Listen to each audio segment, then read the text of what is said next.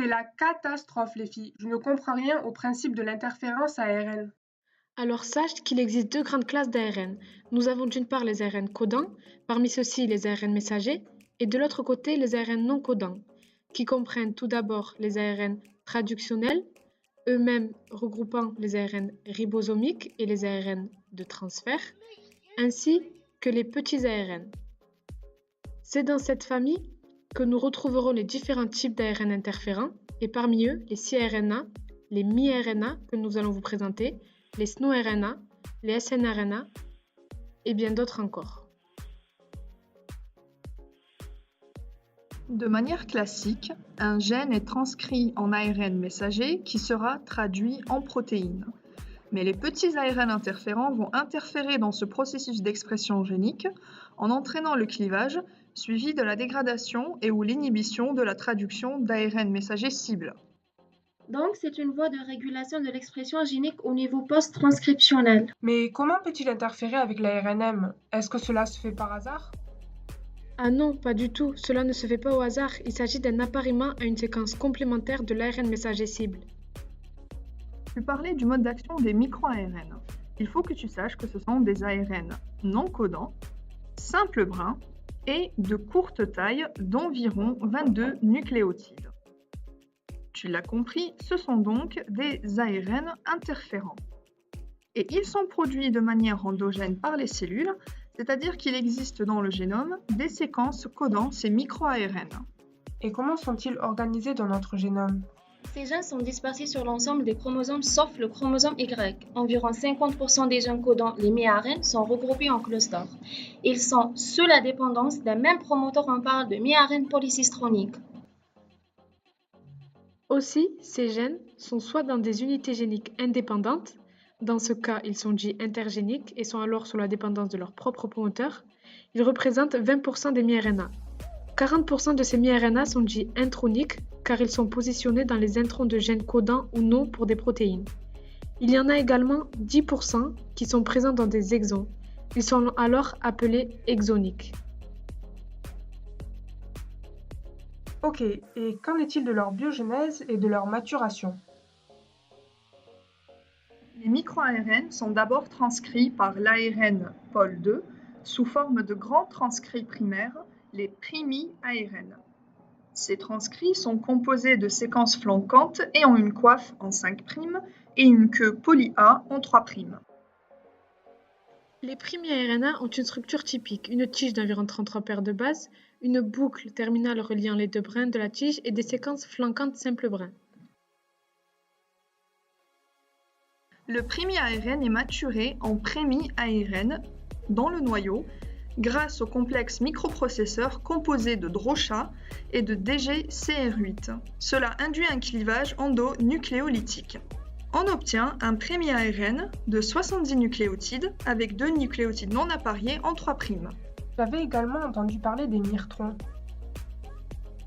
Il s'agit d'un intron qui est épicé, libéré sous forme de lasso qu'on appelle prémirtron et qui va se structurer en forme de tige boucle afin de former un prémi-ARN. Revenons au pré-mi-ARN. Celui-ci va être pris en charge dans le noyau par l'exportine 5 qui va alors se lier à un cofacteur, le RAN-GTP. L'exportine va permettre le passage à travers les pores nucléaires afin d'exporter ce complexe vers le cytoplasme. Il s'agit ici d'un transport actif qui nécessite donc l'hydrolyse du RAN-GTP. En effet, ce mécanisme va permettre à la fois l'inactivation de la protéine RAN et la libération de notre pré-mi-ARN.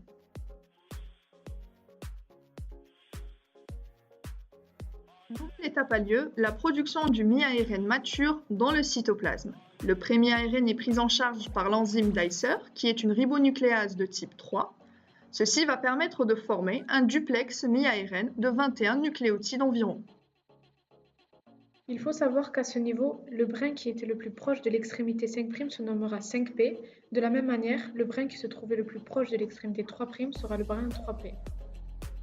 Dicer ne peut pas agir seule, elle est associée à TRBP et Argono2.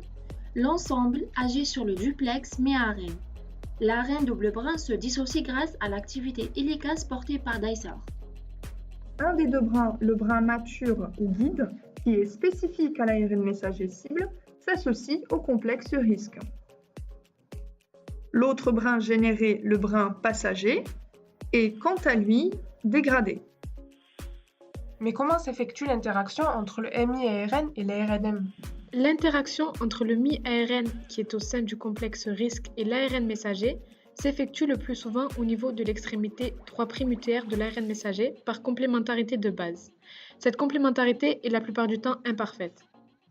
Mais il ne faut pas oublier qu'il y a une région que l'on appelle SID au niveau du mi-ARN.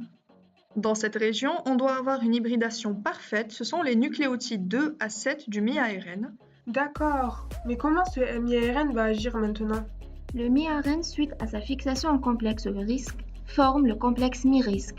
Ce complexe fixé sur l'ARNM cible permet le recrutement des complexes de décoiffage et de déadénylation. Cela entraîne la déadénylation ainsi que la perte de la coiffe des ARNM cibles.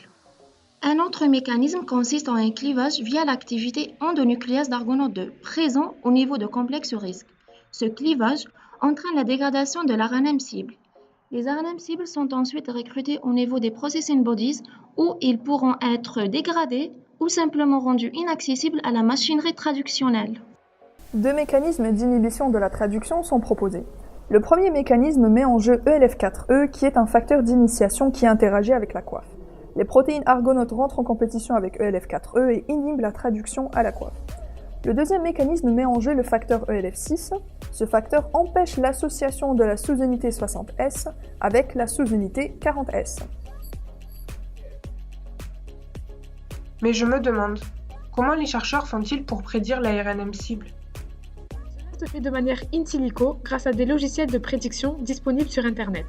On peut citer Mirpat, Mirocore, TargetScan et il en existe plein d'autres encore.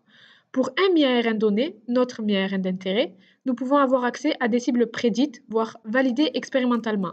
Sachant que pour un mi-ARN particulier, nous pouvons avoir de 200 à 300 ARN messagers cibles différents. Donc si je comprends bien, après avoir émis une hypothèse de prédiction, il est nécessaire de la valider, n'est-ce pas?